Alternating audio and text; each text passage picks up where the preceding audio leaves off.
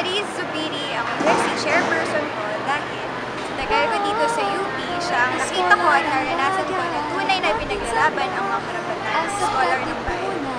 Si Marie Zubiri ang USC chair ko because she has always been there from the budget cut strike to the anti-cybercrime law, and generally AK as a whole has always been visible and effective, not only during the elections. Because she has already delivered and will continue to deliver not only what we need, what we want, but also what we rightfully deserve. Marie Zubiri is my USC chair kasi talagang malalapitan mo siya, approachable siya. Siya kapag nagsabi ka ng problema sa kanya, siya pa yung unang lalapit sa'yo kahit hindi mo pa siya i-text. Nandun na siya.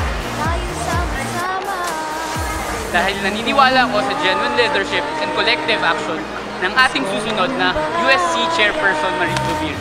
Push natin yan!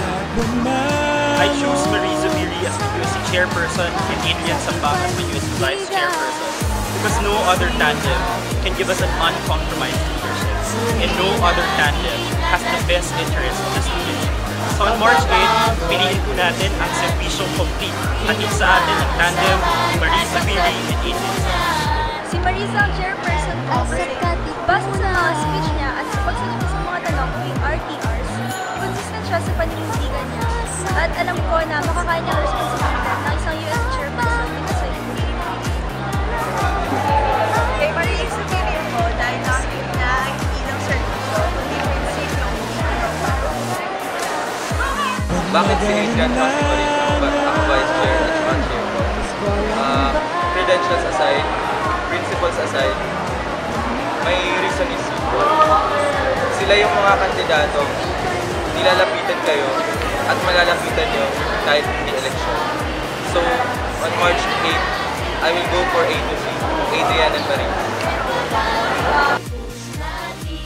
Bakit si Adrian at si Marie? Kasi para sa akin, baka kasi inisip ng kalamihan na ginagawa ko pa sa inyo today.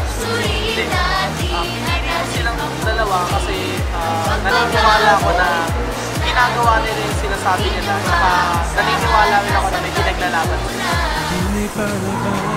I support and will vote for Marie Zubiri and Adrian Samba for USC Chairperson and USC Vice Chairperson because I believe in their true leadership, their dedication, and their passion to give service to the school and to the nation.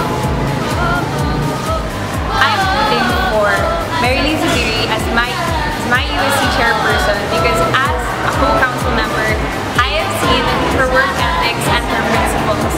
They're truly like no other and makes her more than deserving for the title of USC chairperson.